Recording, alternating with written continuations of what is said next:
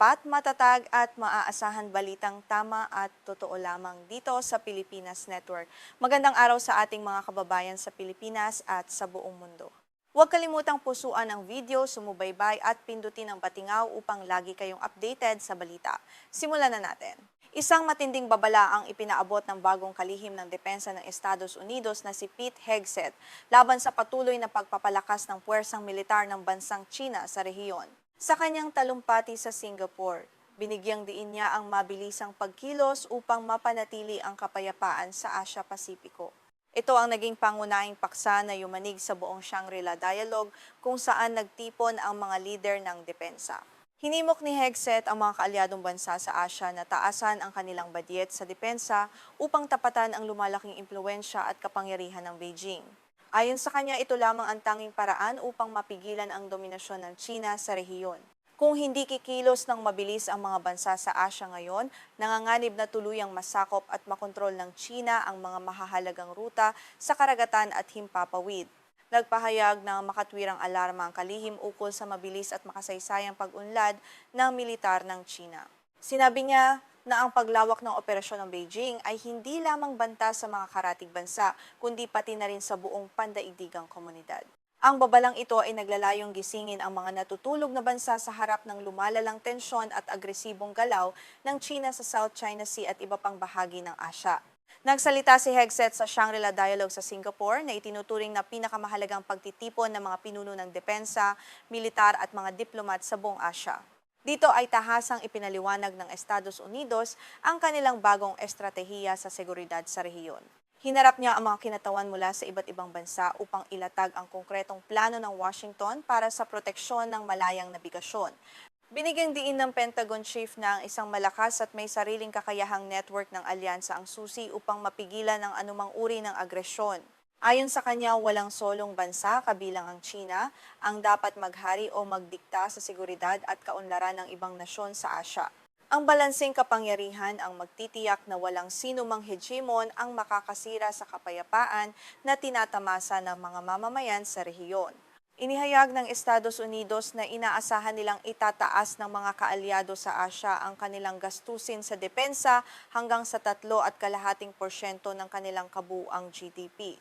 Ito ay isang malaking hamon para sa maraming bansa, kabilang ang Pilipinas, na kasalukuyang naglalaan lamang ng maliit na bahagi ng pondo para sa modernisasyon. Ngunit ayon kay Hegseth, ito ang tamang oras upang magpakita ng seryosong commitment.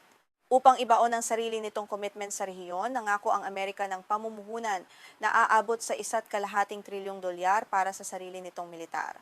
Ang dambuhalang pondong ito ay gagamitin sa makabagong teknolohiya at kagamitang pandigma ng US Armed Forces.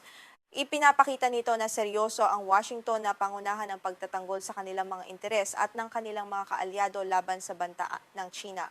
Sa isang tanyag at kontrobersyal na pahayag, sinabi ni Hegseth, bawasan ang Shangri-La, dagdagan ng mga barko at submarino. Nais niyang ipahiwatig na hindi sapat ang puro pag-uusap lamang sa mga marangyang hotel. Kailangan ng aktwal na lakas militar sa dagat. Binigyang diin niya na ang mga kaalyado ay nagnanais ng katatagan at kapayapaan na makakamit lamang sa pamamagitan ng disiplinadong lakas at tiyak na determinasyon. Sa kabila ng matatalas na salita laban sa China, naging maingat pa rin si Hegseth sa pagtalakay sa relasyon ng Amerika at Beijing. Sinabi niya na ang ugnayan sa pagitan ng dalawang bansa ay mas mabuti ngayon kumpara sa mga nakaraang taon. Ito ay dahil sa mas madalas na pag-uusap ng kanilang mga militar upang maiwasan ang anumang hindi pagkakaunawaan o aksidenteng sagupaan na maaring magbunga ng mas malaking digmaan sa Asya. Ipinahayag ng Pentagon na patuloy nilang pinapanatili ang bukas na linya ng komunikasyon sa militar ng China sa kabila ng lumalalang kompetisyon. Ang madalas na pagpupulong ng mga general mula sa magkabilang panig ay nakakatulong ng malaki upang palamigin ang tensyon. Bagamat may matinding kompetisyon, ang iwas gera na diplomasya ay nananatiling prioridad para sa katatagan ng buong rehiyon ng Asia-Pasipiko ayon sa Amerika. Sumagot naman si Zhao Bo, isang retiradong opisyal ng militar ng China at senior fellow sa Tsinghua University na dumalo sa pagtitipon. Inilarawan niya bilang komplikado ang relasyon ng dalawang bansa. Gayunpaman, kinilala niya na mas maayos ang naging tono ni Hegseth ngayon kumpara noong nakaraang taon. Iniugnay niya ang positibong pagbabagong ito sa naging matagumpay na pagbisita ni Pangulong Donald Trump sa China kamakailan. Kapansin-pansin na hindi dumalo ang Defense Minister ng Sina sa pagtitipon sa ikalawang sunod na taon. Noong nakaraang taon, inakusahan ng Beijing ang Estados Unidos ng paninira at pagpapalaganap ng maling impormasyon laban sa kanila.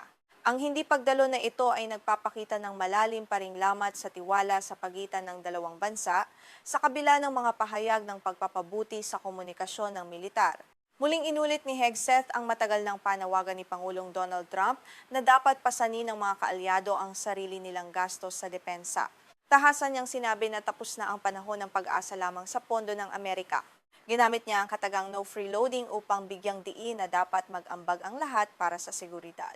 Ang bawat bansa ay dapat maging handa na magbayad para sa kanilang sariling kaligtasan. Sinabi ni Hegseth na ang kailangan ng Amerika ay mga kasosyo o partners at hindi mga protektado o protectorates. Ayon sa kanya, walang matatag na alyansa kung walang ibinibigay na sakripisyo ang bawat panig. Ang pananaw na ito ay nagpapakita ng mas transaksyonal na diskarte ng Administrasyong Trump pagdating sa pandaigdigang seguridad, kung saan ang bawat bansa ay dapat magpakita ng seryosong kontribusyon sa militar. Pinuri naman ng kalihim ang mga kontribusyon ng ilang bansa kabilang ang South Korea, Pilipinas, Australia, Singapore, Malaysia at Thailand. Binanggit din niya ang mga konkretong hakbang ng bansang Japan upang palakasin ang kanilang sariling depensa laban sa mga banta sa rehiyon. Sinabi niya na dapat magtulungan ang Tokyo at Washington upang pasanin ang bigat ng alyansa at mapanatili ang kapayapaan sa buong Asya-Pasipiko. Lumipat ang talakayan sa isyu ng Middle East kung saan nagbabala si Hegseth na handa ang Estados Unidos na muling maglunsad ng mga pag-atake laban sa Iran kung mabibigo ang diplomasya. Kasalukuyang nag-uusap ang Washington at Tehran upang ayusin ang mga malalaking pagkakaiba na humaharang sa isang kasunduang pangkapayapaan. Binigyang diin niya na hindi mag-aatubili ang Amerika na gamitin ang kanilang lakas kung kinakailangan. Ayon kay Hegseth, nananatiling pasensyoso si Pangulong Trump ngunit determinadong makakuha ng isang matibay na kasunduan upang matiyak na hindi makakakuha ng armas nuklear ang Iran sa hinaharap. Magpupulong ang Pangulo kasama ang kanyang mga tagapayo sa White House upang gumawa ng pinal na desisyon ukol sa panukalang tapusin ang digmaan sa lalong madaling panahon. Ang desisyong ito ay magiging kritikal para sa kapayapaan sa Middle East.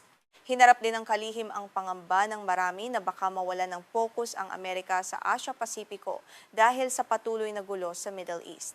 Buong kumpiyansa niyang sinabi na kayang gawin ng Estados Unidos ang dalawang bagay ng sabay nang hindi naaapektuhan ang kanilang puwersa sa Asya. Ang kapangyarihan ng Amerika ay nananatiling malawak at handang tumugon sa anumang krisis sa magkaibang panig ng mundo ng sabay. Tungkol naman sa pagbebenta ng armas sa Taiwan, minaliit ni Hegseth ang mga alalahanin na maantala ito dahil sa kakulangan ng supply ng armas ng Amerika ngayon. Sinabi niya na maayos ang estado ng kanilang mga imbakan. Gayunpaman, nilinaw niya na ang huling desisyon sa bilyon-bilyong dolyar na kasunduan ay nasa kamay pa rin ni Trump na nagpapakita ng kawalan ng katiyakan sa kabila ng patuloy na suporta ng Washington sa Taipei. Sa huli, ipinapakita ng pabayag ng Pentagon Chief ang isang bagong yugto ng diplomasya at depensa sa ilalim ng pamumuno ni Donald Trump.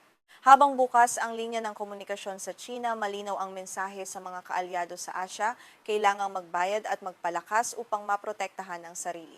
Ito ang bagong katotohanan sa rehiyon ng Asya-Pasipiko na dapat harapin ng may kahandaan ng lahat ng bansa kabilang na ang Pilipinas.